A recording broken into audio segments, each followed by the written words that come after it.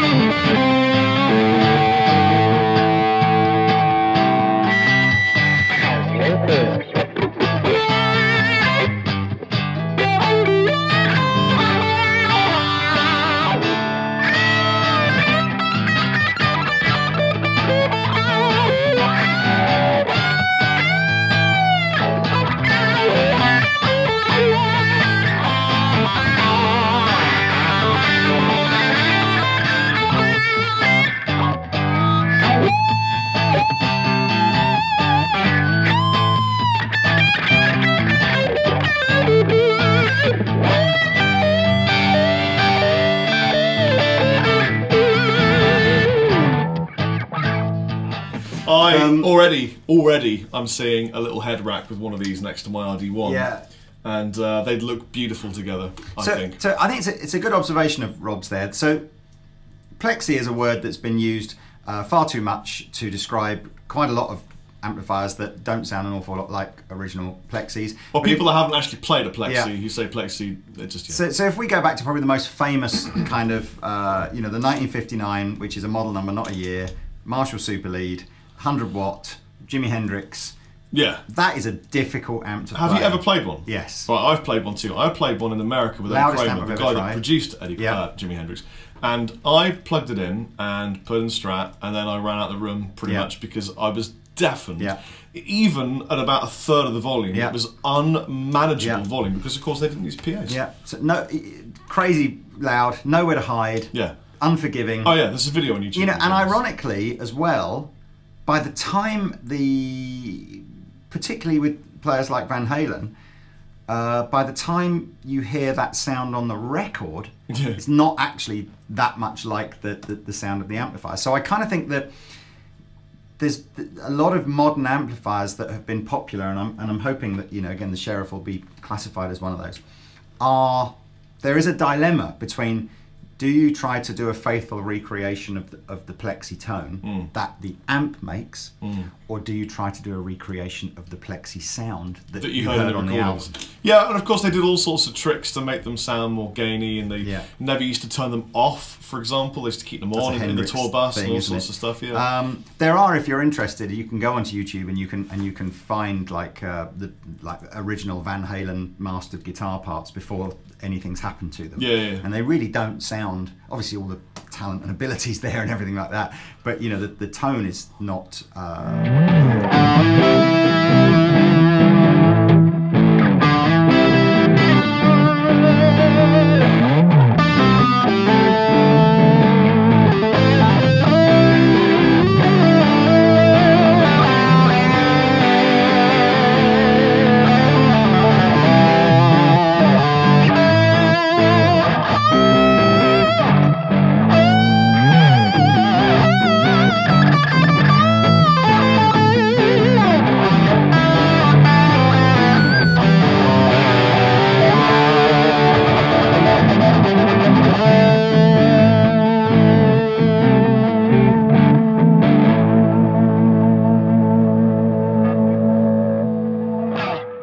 So I think the idea behind the Sheriff range is to try to stay true to certain elements of the Plexi vibe, but do them in lower wattage heads,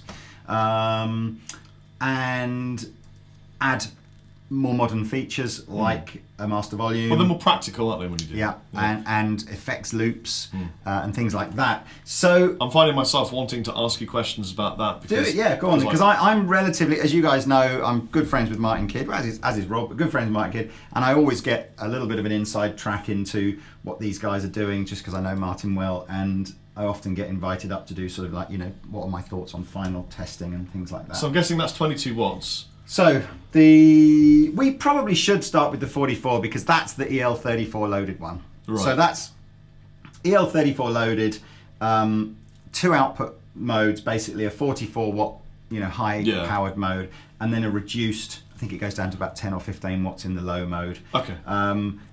It's got a switch on the back that you can either have it as fixed bias or cathode biased. Ooh, so that interesting. Very much changes the sort of looseness of the tone as you go into cathode bias, and makes it quieter if you go into cathode, and probably runs hotter as well. So does that mean that you can put different kinds of valves in there as well? Not exactly. So there isn't enough tolerance on this to go from 34s to 6L6s. Okay. There's possibly, and it's not been tried yet, but Martin, because I asked Martin the same thing, he said you might get away with things like KT66s, but it hasn't been tried yet. But it's more about the way that cathode biased amps just sound different. But it affects the way the sag reacts, is that right? Yeah, well, it just, I think it runs the valves hotter but gives less output and less headroom. Right. So, but we can do that in a minute. So that's the hotter 44. but less head. I'm not sure whether that's good or bad.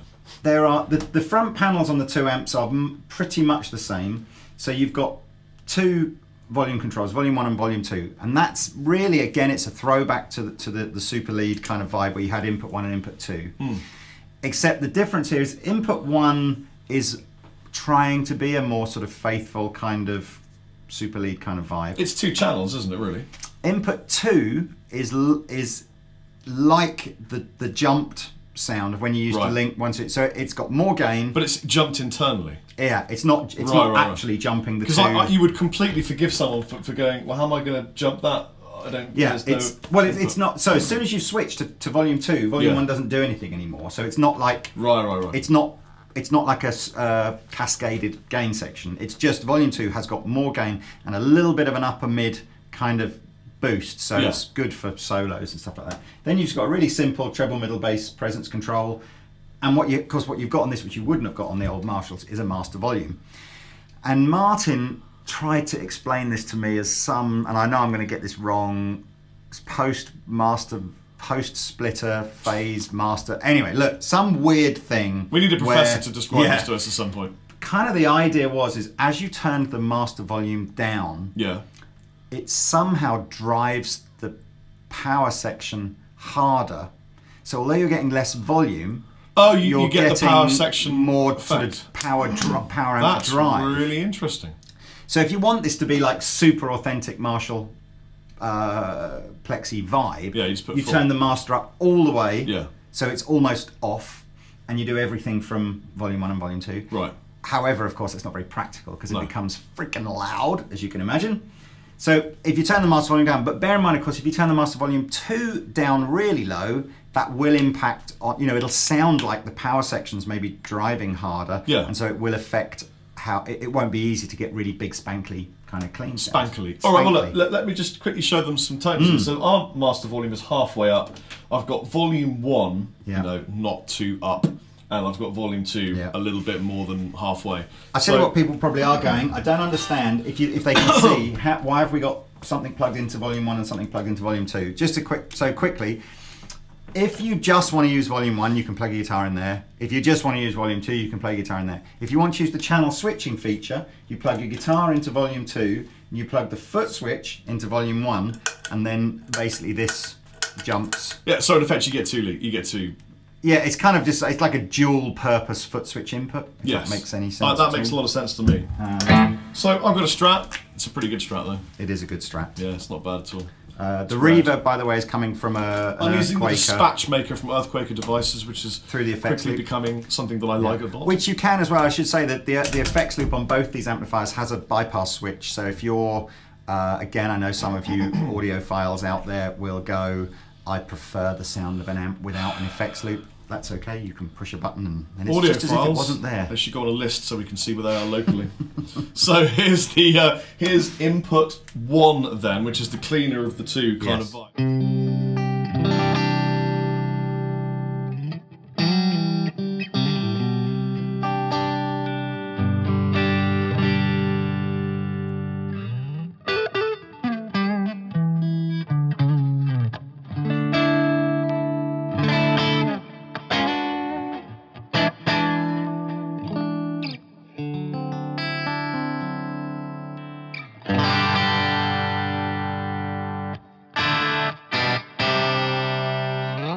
All of that stuff, and then here is the two of them. Well, this is just input 2. Input 2, which is the input 2 is the one that's internally dimed, yeah. So it's completely different. Ready for this? As opposed to.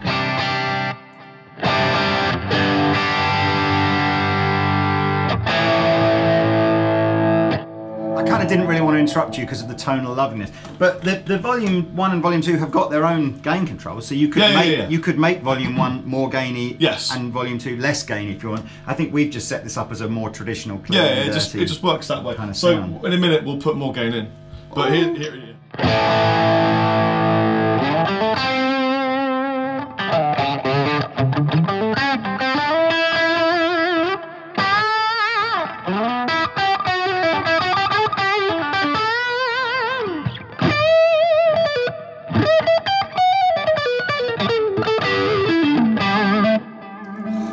And Lee said to me, I'm just going to turn this dispatch maker off so you can hear the same thing without the reverb.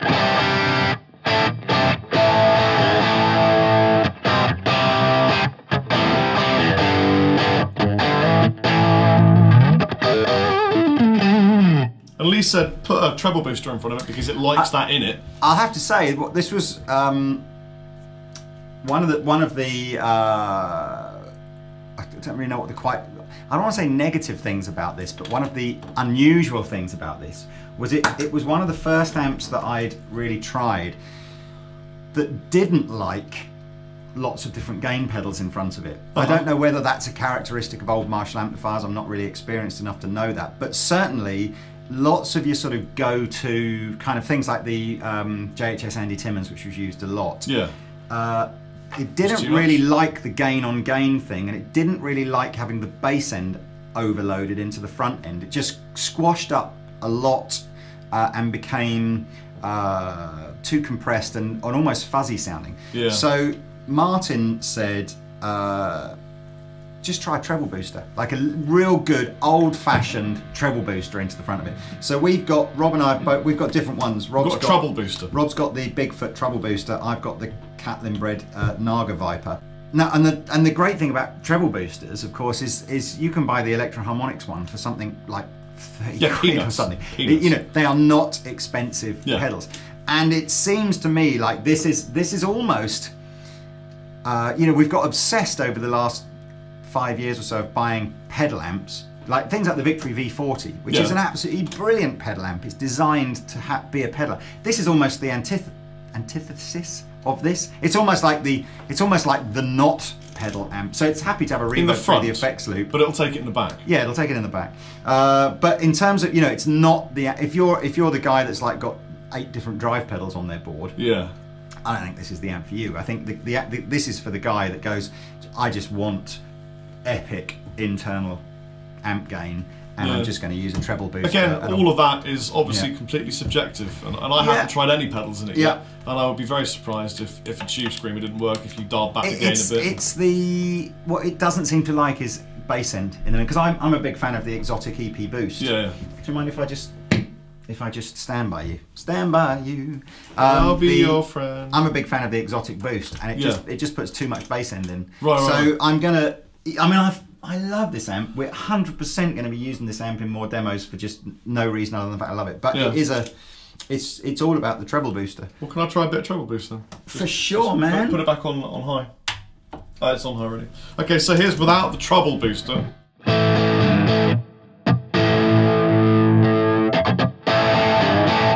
on channel 2? I'm on channel 2. Cool. Oh, let me check. Yeah, mate. Yeah. So channel 2. Here's with the treble booster.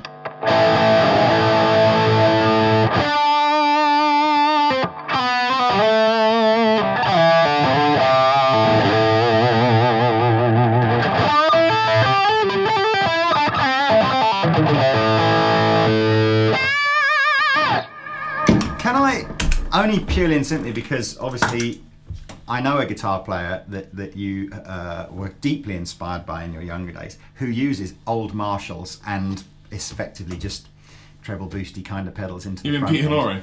I do mean Pete Honore. If only Pete Honore was Swedish and had longer hair, he could be him.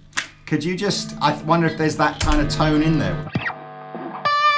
Oh, you mean a bit of Pink Floyd? No. You talk? Oh, Yngwie. Yes. I was like, David Gilmour's not Swedish, because I was just thinking David Gilmour. David Gilmour, not Swedish, doesn't play old Marshalls with loads of gain, and well, no, I was just like, didn't inspire you when you were younger. Only because earlier I was honestly I was doing a little bit. It sounded great. I was doing the.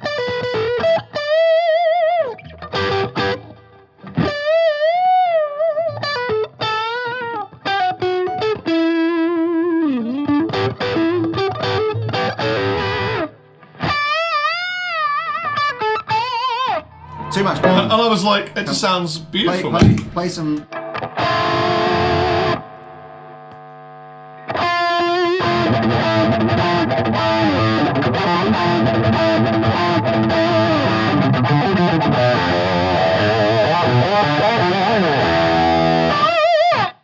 Yeah, it does it. Not, you don't think but it's not quite the tone. Not gainy enough. No, it's way more Whitesnake. In fact, I really think that works better in this kind of a vibe. Well, should we just should we jump to this one, or because do you want to do like a cathode is thing? A brittle sounding Plexi amp that he's absolutely gunned and put a pedal in front of, and that is not that kind of a vibe. A vibe? That's a valve and a vibe in the same sense. Well, whatever. Do you want to hear what the cathode sort of mode sounds like? Just see if you prefer it or not. So let's just. This is the. I've turned the treble booster off. Treble. Can you do it while it's powered up? Okay, that we are in fixed. We're in cathode bias now. So. Okay. Is it going to make that much of a difference, you think? I don't know. We'll find out.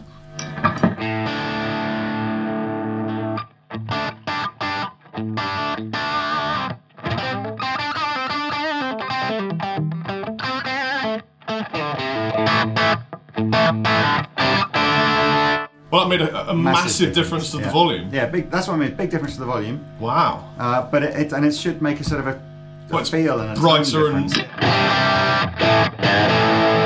Well, to quote Guthrie, why would you ever want it the other way? What, the cathode? Yeah. It's because more vintage.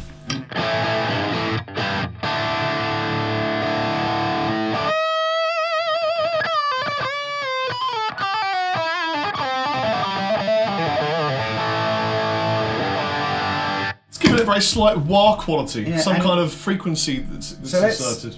Let's go low mode and cathode bias. So this is kind of almost like, is it a home use amp? What, you could drink tea and pet the dog while you're playing that, couldn't you?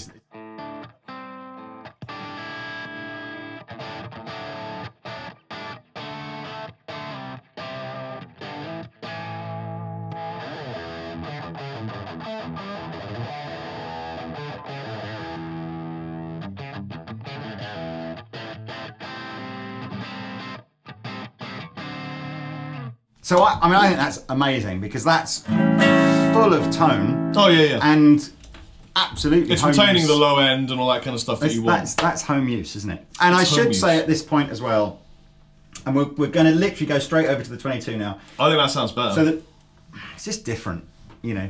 Better. No, you can't say that. Well, you might like it better, but it is just a different sounding amp. So Victory have stuck with this fantastic, brilliant idea of the vertical 212, which is absolutely genius. And that was the kind of the bit that I, when I first heard these, I was involved in not voicing them, but choosing the speakers to go in them. And I think the initial thought at Victory was that either the 2 vintage 30 loaded one or the 2 creamback loaded one would probably sound good, and it would just be a question of choosing which one goes with it. Of course, ultimately then somebody said, what about these, you know, we've got these Celestion Heritage speakers, so loaded up a cab with a couple of Heritage speakers. That sounded very different again, and we very quickly went, do you know what, it doesn't suit the creamback speakers. And then we were kind of going, but it sounds quite good in some sounds with the 2 vintage 30s in it, and on other sounds it sounds quite good with the 2 Heritage speakers in it. And then some bright spark said, why don't we just put one of each in? And everyone just went, that's the sound. You know what else? So, from a complete practicality point of view, having now toured with a Vert 212, it's great in a van because you can just put them perfectly side by side. They're really light to carry. I love these 212. And just in case you're wondering, because it might not look like it, the width of the Victory 44 is the exact same width as the 212 cabinet, so it sits on it properly. And they're monstrously loud. So there is now. Do you know the only thing I don't know is which speaker we're miking up, because of course I couldn't tell you which one the bottom one is and which one on the top is. But in the room it sounds amazing. So there is a Heritage 212 speaker to go with the Sheriff range that you can use either with the 22 or the 44. But I thought, oh, I bet you that 44 sounds massive into the Victory 412. So we plugged it in and it does. It sounds absolutely, well, you're hearing it, aren't you? It sounds amazeballs. But it doesn't, it looks wrong because the livery on the 412 is designed to go with the hand wired stuff. Yeah. So I phoned Victory and I said, this sounds amazing, but it looks wrong. And they said, oh look, it's fine. If anybody wants the 412 to go with this, one like that. Just let us know and we'll put gold piping around it and we'll put a gold badge on it and we'll change the grey bit for a black bit. They'll custom make a cab for you.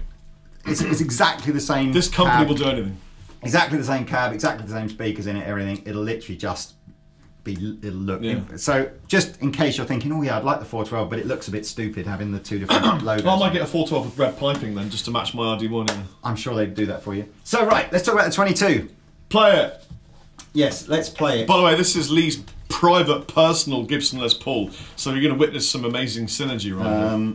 So the 22, exactly the same preamp, but with EL84s in it. And what's the low setting? There is no high and low setting now on the... Well, this is quite clever. There's no option to change this from fixed to cathode bias. It's only fixed bias. There is no high and low output, so there is only a high output. Okay. But there is a dedicated 0.3 of a watt speaker output. So they've kind of done it... So in other words, they've done this differently. So they've done it like... I think Marshall did it on their Slash... Oh, you can take a line at the back into a cab. Yeah, and it's 0.3 of a watt. Yeah, so they've kind of said rather than do a low mode, that because strictly speaking, low modes are more about giving you a different live sound rather than necessarily a real bedroom sound. They've just thought let's do a 0.3, and then it is literally a bedroom output. Wow. Which I'll demo in a minute. Now I think what you've got to do with humbuckers into this amplifier is be into your kind of your volumes on the guitar. That sounds mint. I've got a T-Rex Creamer reverb on this.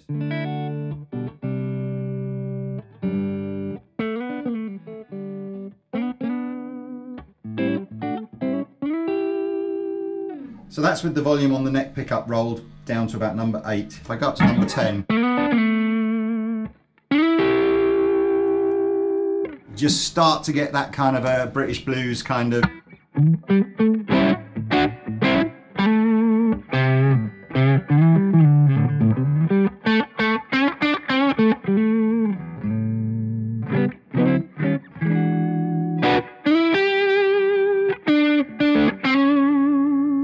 So, and again, I've only got the input on it. It's quite hard with humbuckers to get a really clean tone unless you want a clean tone anyway. Unless you're comfortable to just back the humbucker.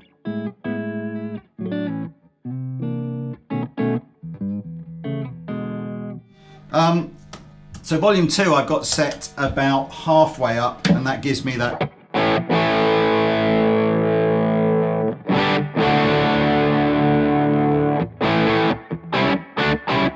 Again, it's not a heavy output. I can go heavy.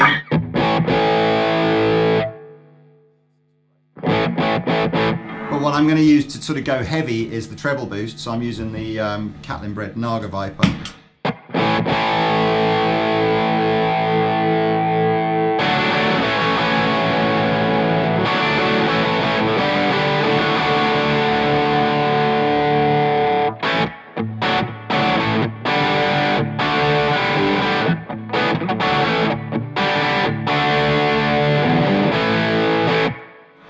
Also, it's the first time Lee has ever requested a wah pedal. Yeah, which presumably we used that in the opening jam, did we? I think you might have. It was just. I mean, again, I'm a bit rubbish with a wah. No, you're not. This is everything in. I can't do it. Oh, for God's sake. Here we go.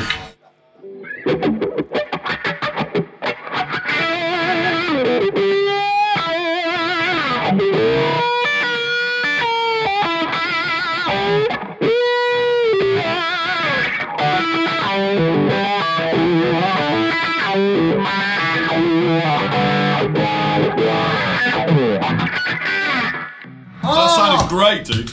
It's redonkulous.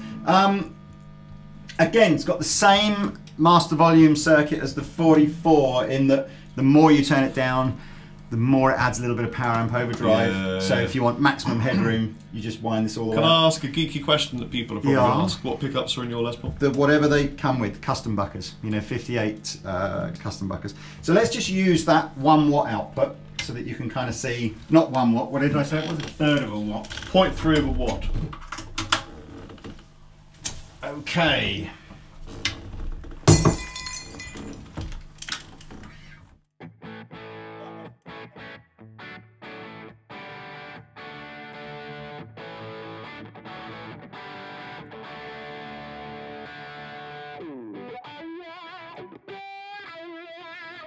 Do the Naga. Yeah, I mean it's not driving the speakers.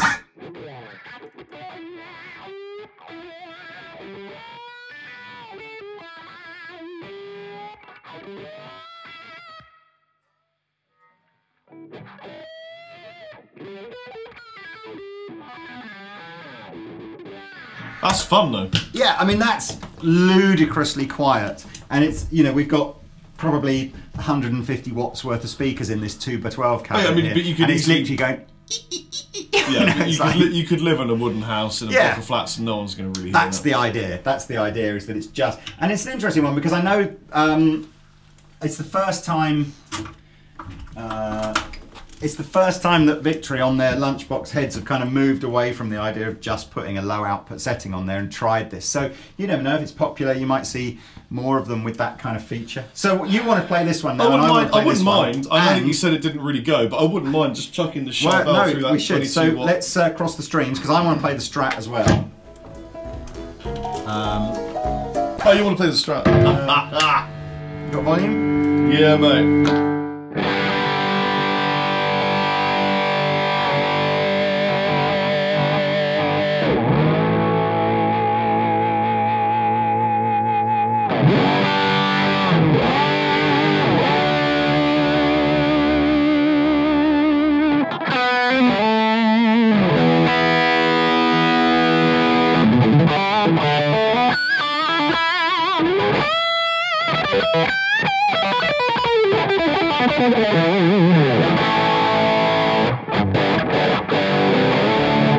Lee, wah for me.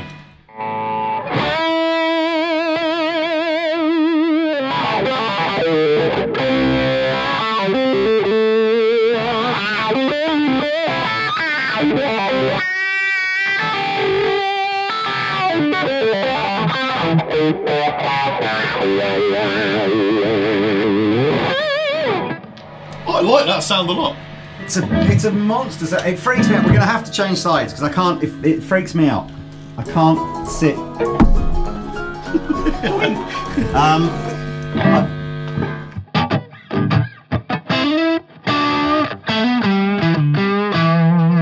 Oh man, how can you say that one sounds better this one's got the. I mean, that sounds great. But this has got the open dynamics of a bigger, louder amplifier. They're just different.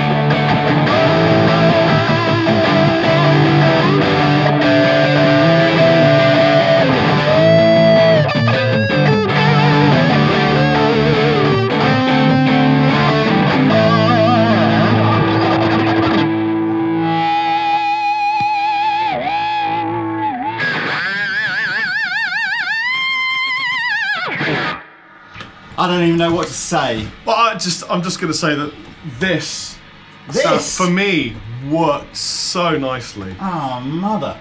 I'm not sure about this. I'm not sure about this. I've got to be honest with you. Yeah, there's a pair here and a pair there. There's a pair there, and equally interesting to observe. Oh, mother! Yeah, well, Victory knocking out the park again. Really. I don't know what. Yeah, I mean, great pricing too. You know, we are, what are we today? We're something at the end of June. We are 3 or 4 days after the momentous decision to leave the EU, which has plunged all the financial markets into crisis and everything. So goodness knows. But don't worry about that. Don't worry about all that. But so goodness knows, now is the time, if ever there was one, to sort of, you know, support British manufacturing. What's that then? $7.99. Ooh. Comes with a gig bag, you know, and a foot switch. And this is $11.49 and doesn't come with a gig bag. And where are they made? In England. In sunny England. Not so sunny at the moment. Flooded England, mainly. Well, there you go. I think this sounds monstrous. What's the... again, look, this video is going to be about 4 hours long. I don't think we tried the Les Paul into this. People only subscribe to watch 4 hours. Give me the Les Paul in. I just want to go... so I don't know if I can... Without a shadow of a doubt, that strapped, which I've got to say that's a postmodern Fender strap with a rosewood board. Yeah. In a beautiful candy apple red and a journeyman finish. It sounded mint. Yeah. That's a Charvel Sandemus. That sounds mint as well, and is quite affordable, guys. Just in case you think we only have, it's got a veneer on it. In case you think we only ever use expensive guitars, which we largely do. Do it, Lee. Do it.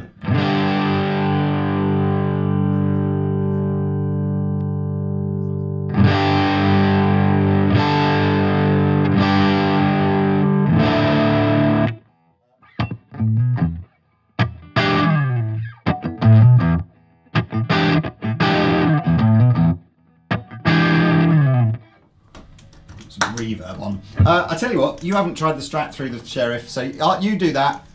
I'll do this. We'll have a final jam of some sort of Paul Kossoff inspired. The first thing I said is, it sounds like Paul Kossoff. It does. And this isn't even my distortion.